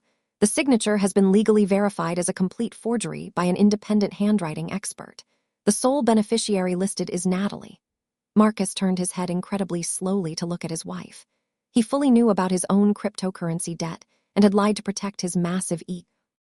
But looking at the forged life insurance document, the truly horrifying truth finally broke through his thick denial. He didn't know about the poison. He didn't know about the forged signature. He realized in that exact, terrifying second that the woman sitting right next to him had actively, happily tried to murder her own sister just to pay off his financial mistakes.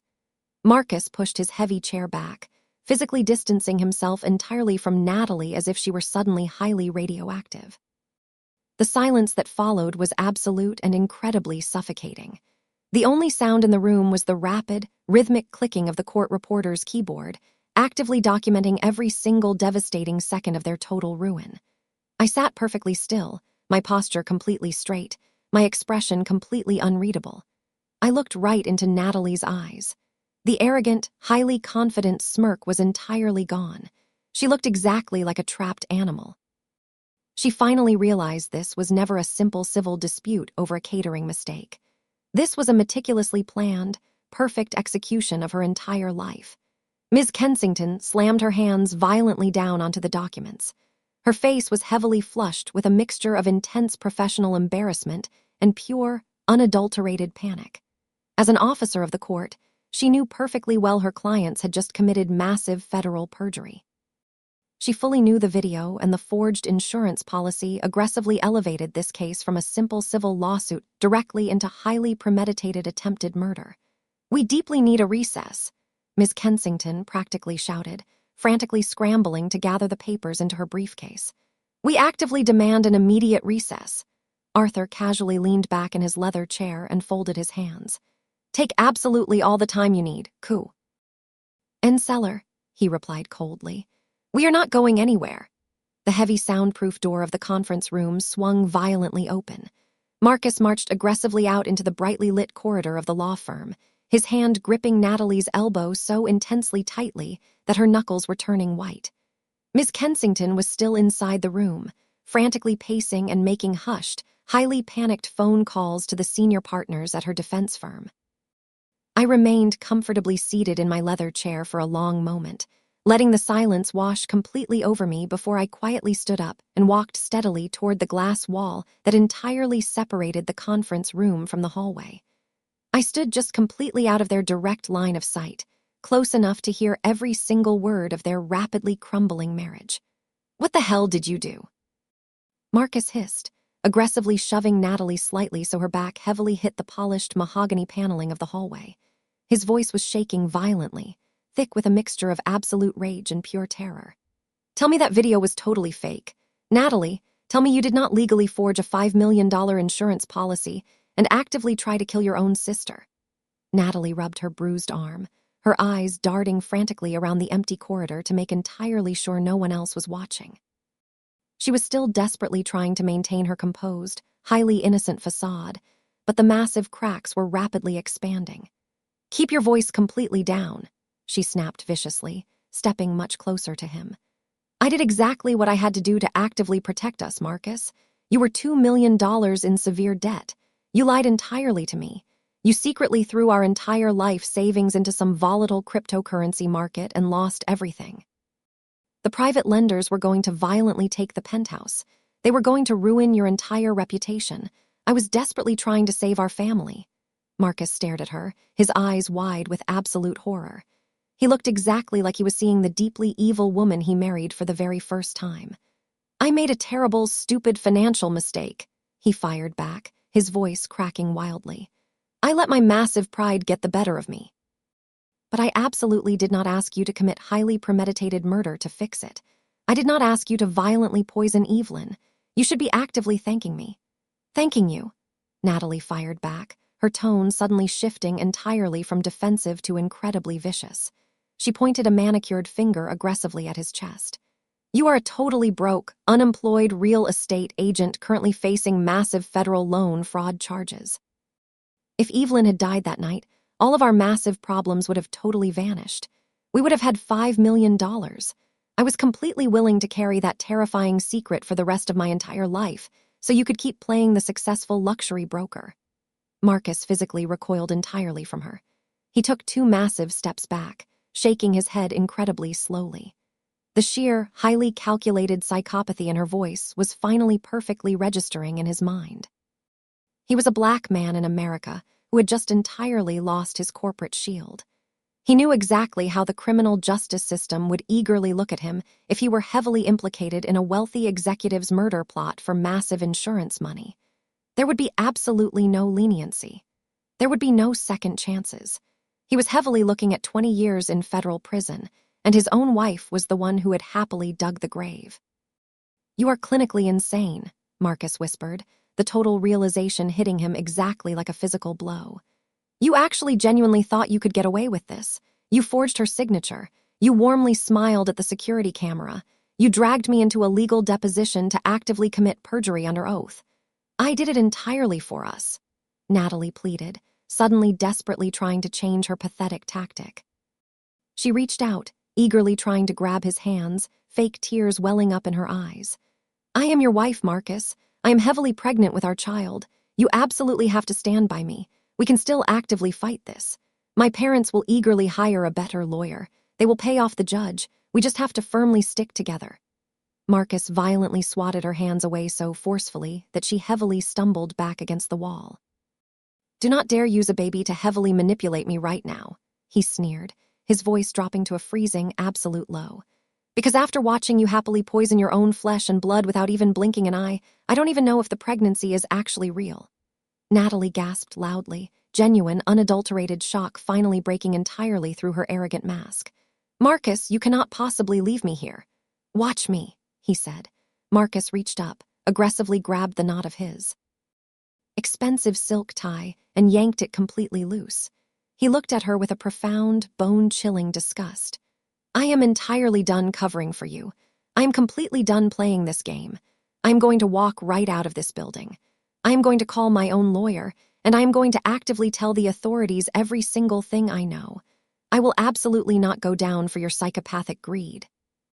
He turned his back entirely on her and started walking rapidly down the long corridor toward the elevator banks. Marcus! Natalie screamed, completely abandoning all pretense of keeping her voice down. The shrill, totally desperate sound echoed violently off the glass walls. Marcus, come back here. You are absolutely nothing without my family, do you hear me? You are nothing. Marcus did not stop. He did not turn around.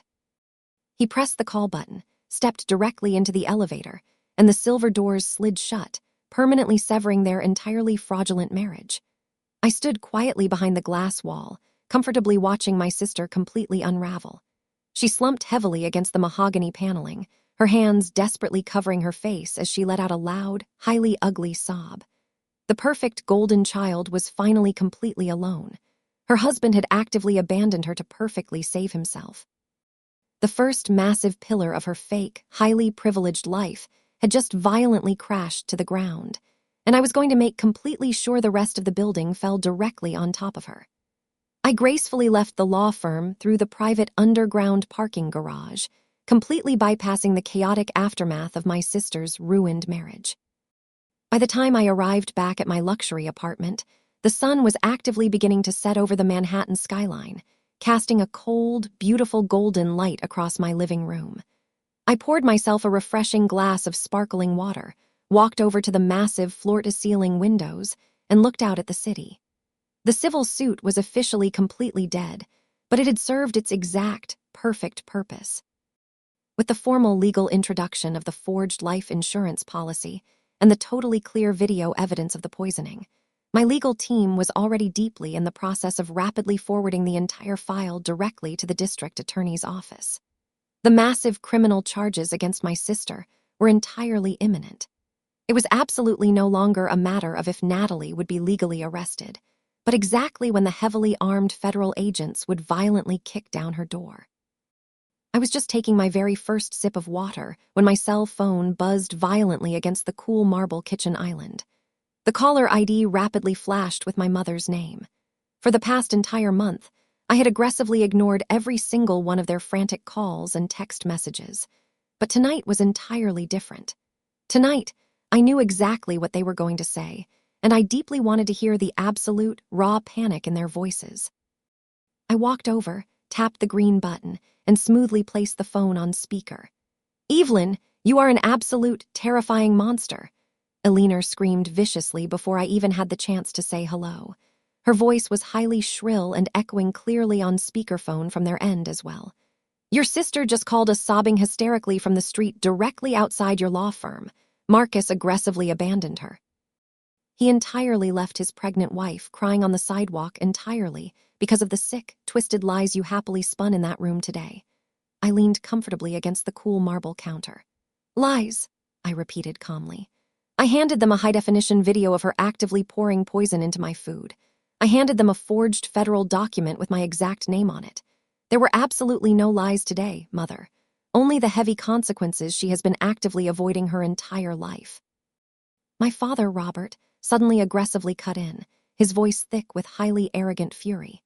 "You genuinely think you have won because you actively scared off that cheap defense attorney she hired.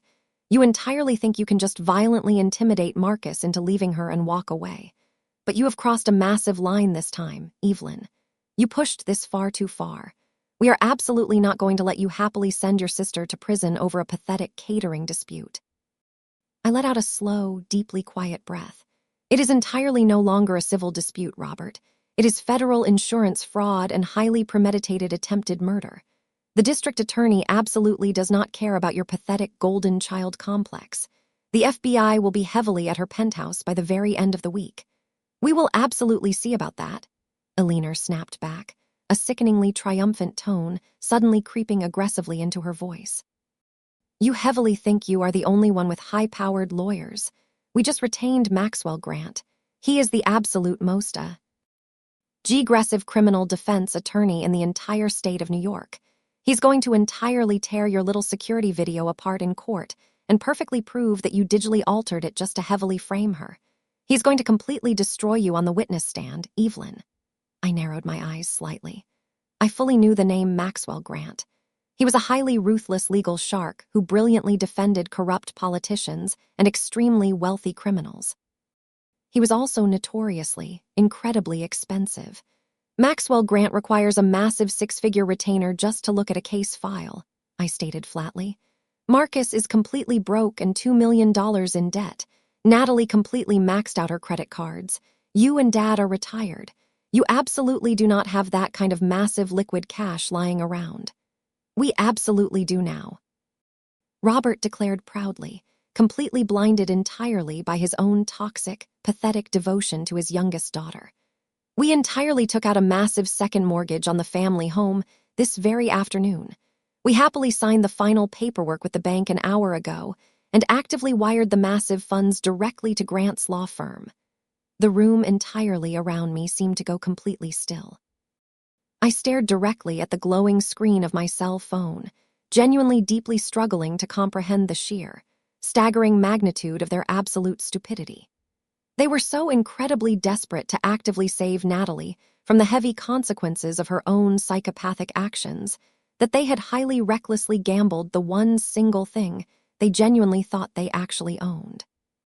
We aggressively leveraged the entire equity of our house to perfectly protect Natalie from your highly vindictive crusade, Alina added eagerly, completely mistaking my silence for total defeat. We will entirely spend every last dime we have to actively keep her out of prison and heavily make sure you absolutely pay for trying to destroy this family. So go completely ahead and call the police, Evelyn. We are fully ready for you. A slow, deeply chilling smile spread entirely across my face. I did not feel angry at all. I felt an entirely overwhelming sense of absolute perfect victory. They had just happily handed me the absolute final nail for their own massive coffin.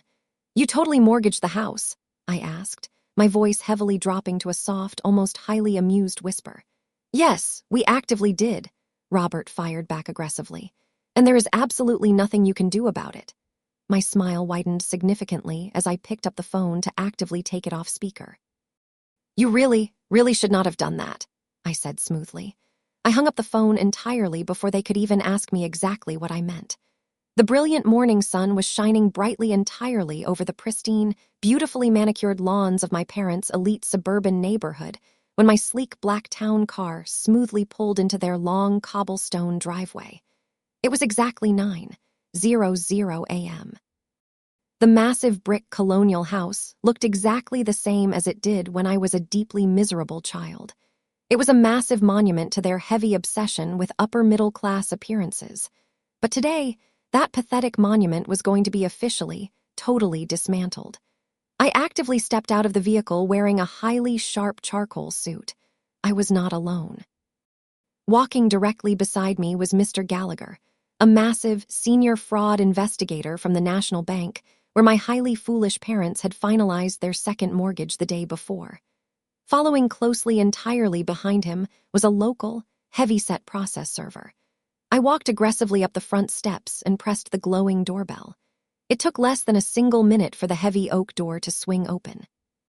My mother, Alina, stood aggressively in the doorway wearing a highly plush white bathrobe, lazily holding a steaming mug of expensive coffee. The exact moment she saw me, her completely relaxed morning expression violently twisted into a massive mask of pure venom. What exactly are you doing here? Alina snapped tightly, aggressively gripping the doorframe as if she desperately wanted to slam it violently in my face. We entirely told you last night, Evelyn. We have absolutely nothing left to say to you. My father, Robert, quickly appeared in the large foyer right behind her, aggressively tying the belt of his expensive robe. He completely looked at me, then looked wildly at the two massive men standing entirely behind me in dark suits. A brief flicker of deep confusion heavily crossed his face, but his massive arrogance quickly buried it.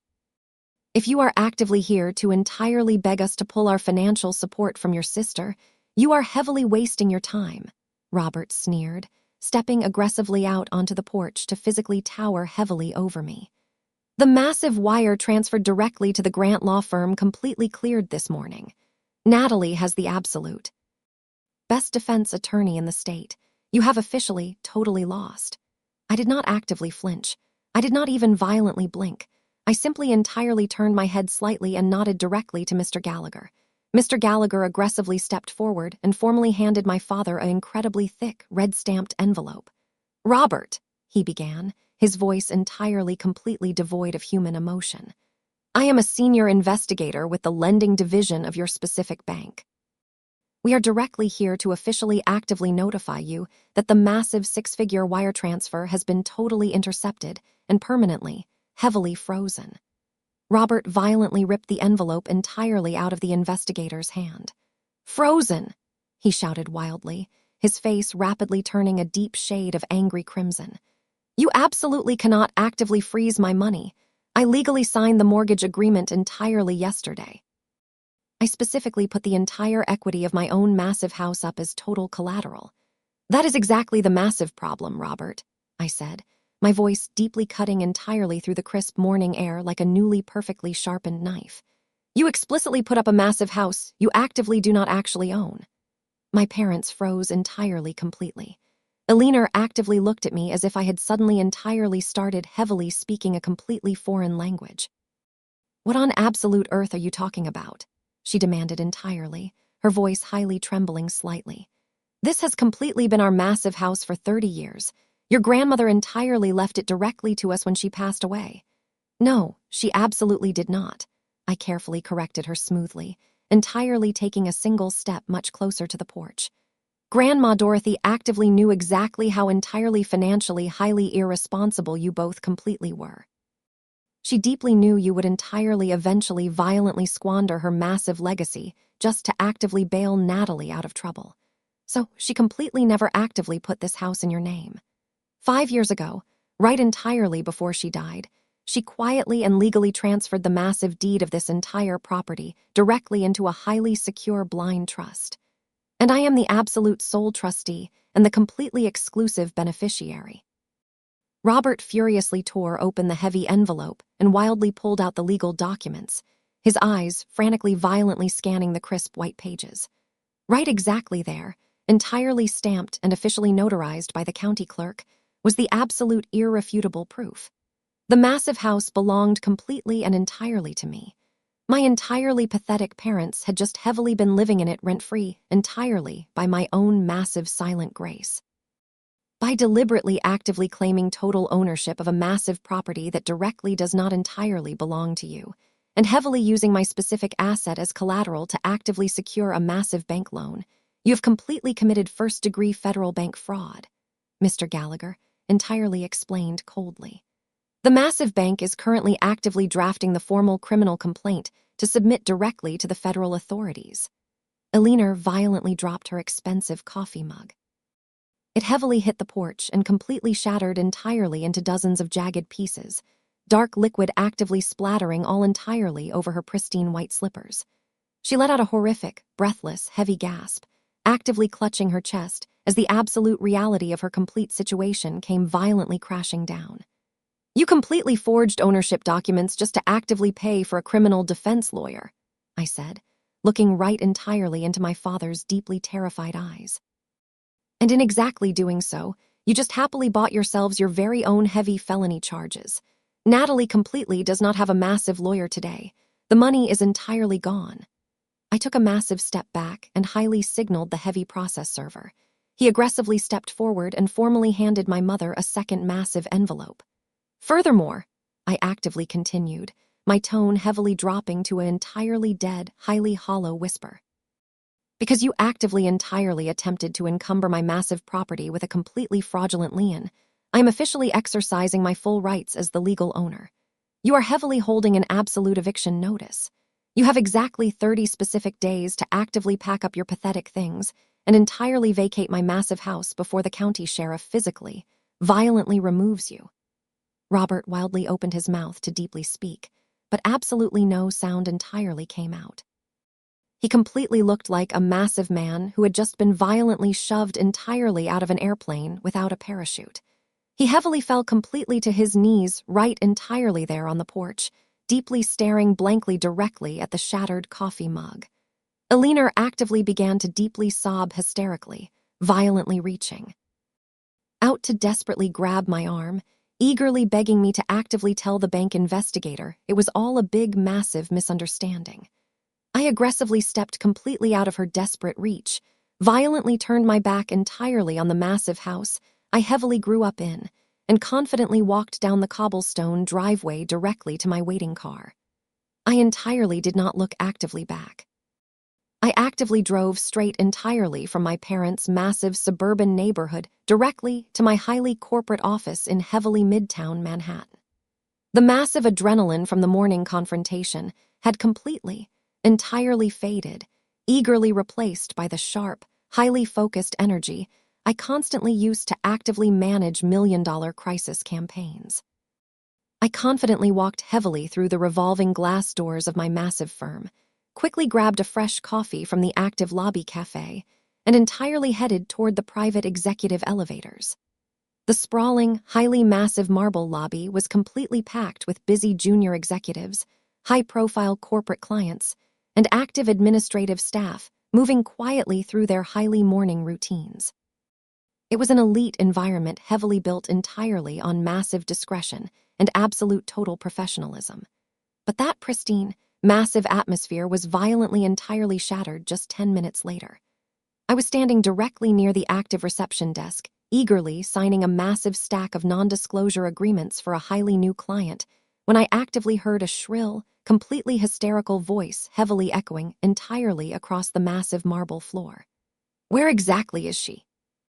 The massive voice screamed wildly.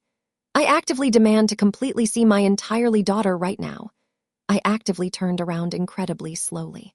My mother, Eleanor, was practically violently clawing her massive way actively past the highly polished security turnstiles. She was completely still heavily wearing the exact same wrinkled clothes she had hastily thrown entirely on after I actively left her porch. Her hair was a wild, highly unbrushed massive mess, and her face was completely heavily stained with dark, massive streaks of active running mascara. Right entirely behind her was my active father, Robert, his face completely heavily purple with rage, aggressively violently shoving a highly young security guard who was actively desperately trying to completely block his massive path. "You completely absolutely cannot just violently walk in heavily here," the massive guard warned, eagerly actively reaching for the heavy radio clipped directly to his belt. "This is an entirely private commercial highly building. Get your massive hands completely off me," Robert bellowed wildly, his heavy voice actively echoing violently off the highly massive glass ceilings. Half the completely active lobby heavily stopped exactly what they were entirely doing and actively turned directly to stare at the massive commotion. "We are her entirely parents. She is actively trying to heavily violently steal our massive house." My assistant actively stepped completely out from entirely behind the massive reception desk, heavily looking absolutely entirely terrified. She completely looked actively at me, heavily eagerly waiting for a specific massive signal to completely call the active police or rapidly rush me heavily into a highly secure entirely back room. In the elite active world of massive corporate public relations, a highly public family total meltdown is entirely actively considered a completely catastrophic optics massive failure. Powerful people happily pay me actively hundreds of thousands of dollars to heavily intentionally hide this exact kind of massively embarrassing entirely behavior from the active public eye. My entirely pathetic parents completely highly knew this. They had deliberately, heavily actively followed me to my massive office entirely, because they eagerly thought I would be completely so deeply terrified of a highly public active scandal that I would immediately entirely aggressively cave to their massive demands just to quietly entirely actively shut them down. They entirely completely massively miscalculated. I actively did not highly entirely want to quietly hide. I confidently handed the massive pen completely back entirely to the active receptionist, smoothly smoothed the highly pristine front of my massive charcoal blazer, and actively entirely walked incredibly calmly directly toward the complete center of the heavy lobby. "Let them actively entirely through, Frank," I highly called out eagerly to the massive head of entirely active security, my heavy voice completely highly clear and perfectly actively steady. The massive guard actively eagerly stepped entirely aside, heavily leaving my highly entirely parents standing completely in the active absolute middle of the highly massive open space. Dozens of my active colleagues and massive wealthy clients were complete. Lie highly entirely watching us in absolute dead silence. Eleanor aggressively entirely locked eyes heavily with me and completely immediately actively launched highly entirely into her massive rehearsed theatrics. How exactly could you entirely deeply actively do this to us? Eleanor sobbed entirely highly loudly, violently aggressively throwing her massive hands entirely completely in the active air for highly maximum heavy dramatic effect. You are completely actively heavily making your own massive parents entirely completely homeless. You completely sent a massive highly active bank investigator to violently entirely actively throw us heavily out on the cold street. We actively heavily entirely raised you. We completely gave you absolutely everything. And you are entirely actively highly doing this massive evil, simply entirely, because you are completely highly heavily jealous of your pregnant, highly perfect massive sister. Robert aggressively, heavily actively stepped entirely forward, violently completely actively pointing a heavily shaking massive finger directly at my entirely highly face. You are actively entirely completely going to eagerly call that massive highly active bank right now, Evelyn. You are heavily entirely completely going to actively tell them the highly massive deed transfer was a huge entirely active mistake. And you are completely entirely heavily going to actively heavily drop this completely ridiculous massive eviction. If you highly actively entirely completely do not heavily deeply actively fix this massive issue immediately entirely, I absolutely swear I will completely entirely heavily actively stand directly in this massive, highly active lobby all day, and actively entirely tell every single massive person exactly what highly kind of completely ungrateful massive entirely active monster you completely genuinely highly really are. The heavy absolute silence entirely completely in the highly massive room was absolutely active total. Every single massive, complete, entirely person in the highly active lobby was heavily, completely, entirely staring at me, deeply, actively, highly, eagerly waiting to entirely, completely, actively, heavily see exactly how the massive, senior, highly active crisis executive would completely, actively, heavily, entirely handle her own highly massive public total nightmare. I completely, actively, highly, entirely did not deeply, actively, eagerly lower my heavy voice. I absolutely did not entirely, highly, completely, deeply, actively ask them to highly, entirely, completely step actively into a quiet, entirely massive, private, heavily active conference room.